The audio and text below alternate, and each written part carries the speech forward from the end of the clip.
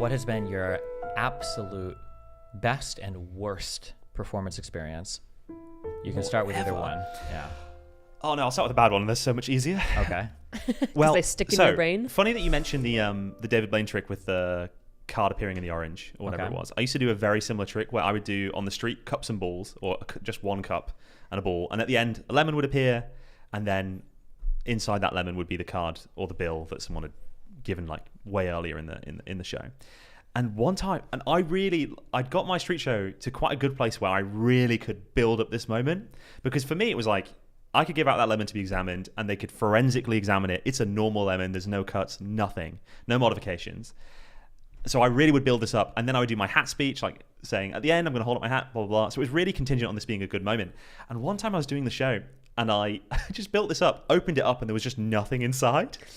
And I had no idea what went wrong. And there was another lemon, because I made two appear, and I was like, okay. And I just grabbed that one, opened it, still nothing.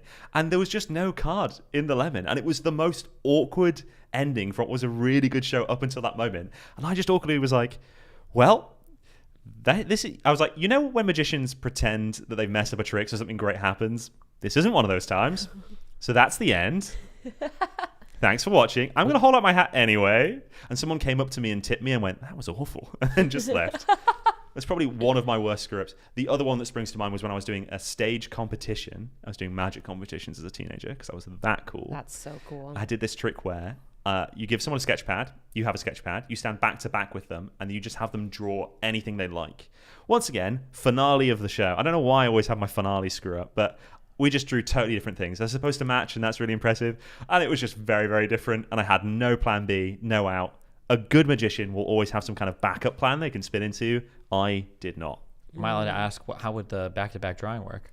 I can't tell you. I'm Oh sorry. my God. I know. He told us beforehand, so you guys know. So yeah, it's true. We Yeah, know. I just on camera it would be. Yeah. Okay. Secret. Yeah. And what was your best, most standout, like?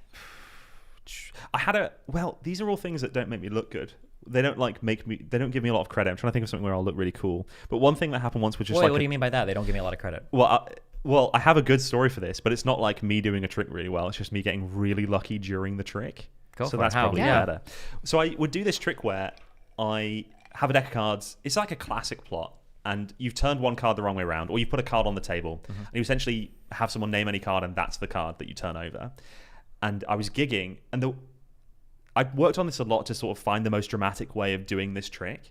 And I'd found that if I had everybody at the table think of a card except one person, and then have that person point at one of the people on the table, and then that card was named, and then that was the card, it would raise way more questions about how the hell could that happen? Because now you're thinking, well, if you chose a different person, it would be different. And if that person had chosen a different card, it would be different. It just really builds up the trick. Yeah. So I'd always get people to do that. And one time I did it for it was only a table of 3. And I just had them all think of a card, and they all just thought of the same card by chance.